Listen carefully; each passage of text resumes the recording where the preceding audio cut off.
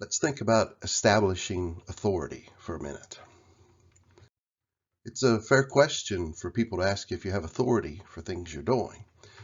Matthew 21, verse 23, and when he entered the temple, the chief priests and the elders of the people came up to him, and as he was teaching, and said, "By what authority are you doing these things? And who gave you this authority?" So here was Jesus. Even he's being questioned about by what authority he's doing the things he's doing religiously. Also in Acts 4, verse 7, the apostles, when they had set them in the midst, they inquire, by what power or what authority or by what name are you doing these things? And so we should be ready too to give answer if someone asks us about something we're doing religiously. Do we have the authority? Do we have the right to do the things we're doing? Now, when it comes to establishing authority in religion, sometimes in other things in life, these things seem to be acceptable to some. Like, I don't think he'd mind maybe a parent's permission or doing the will of a person who's passed away and giving out their estate. And I don't think he'd mind. Well, that's not good enough, is it? And I'm pretty sure that's not authority, is it? It doesn't say not to. You've heard that one. So and so said this, and we're just going to go with what they said.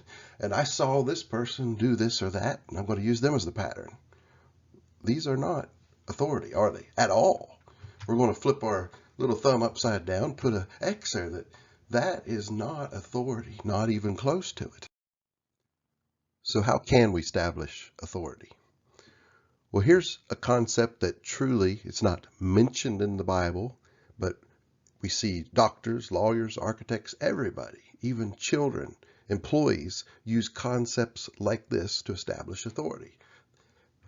Some of the ways we would do it, we would say direct command. Someone tells you to do something, you have their authority to do it. They might set an example and you follow their example. Parents say, "Why'd you do that?" Well, you do it. That's where I've learned this behavior.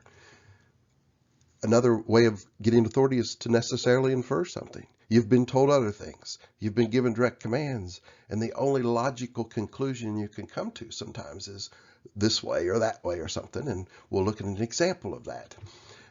An expedient is another way that some use to establish authority. Some examples, like in Luke 22, verse 19, Jesus took bread, he said, "This do in remembrance of me." This is the Lord's Supper, the communion. Do you have authority to do it? Yes, he said, do it. Direct command. Also, an example of that, 2 Thessalonians 3:6, withdraw from any brother that walks disorderly.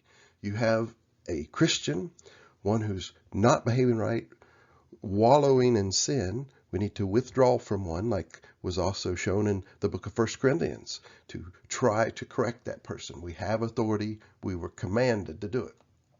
When it comes to examples, religiously, we call it apostolic example. And in 1 Corinthians 16:1, we could consider this an example. Apostle involved in taking a collection for saints up at 2 different churches, 2 different cities.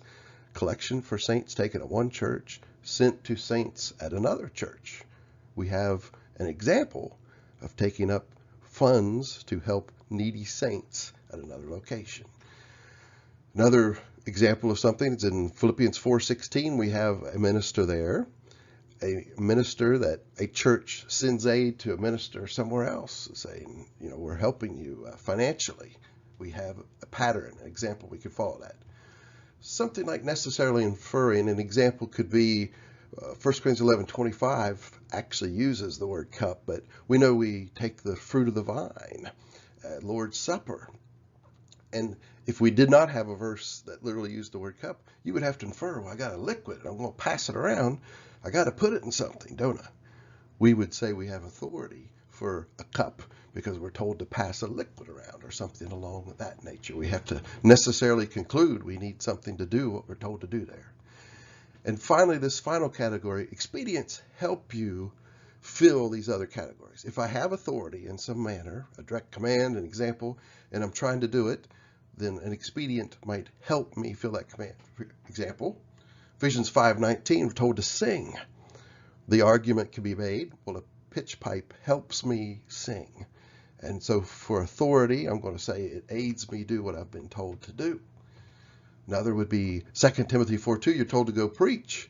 Well, How do I get there? Can I walk?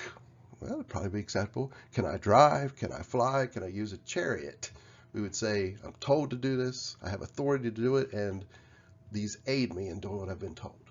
So just keep in mind that it does not defy any other command. You can't take an expedient and then disobey another command. So things that help you fill things in these other categories. So especially in our worship, Colossians 3:17, whatever we do in word or deed, do all in his name. Some people in the Bible did things religiously, truly thought they were doing Jesus' name. He said, I don't know you. He said, you're worshiping in vain, doing things your own way. So whatever we do in worship, these categories are popping on your screen. If someone asks you by what authority do you do these things, be ready to give an answer and justify why you're doing what you're doing in the worship of the Lord.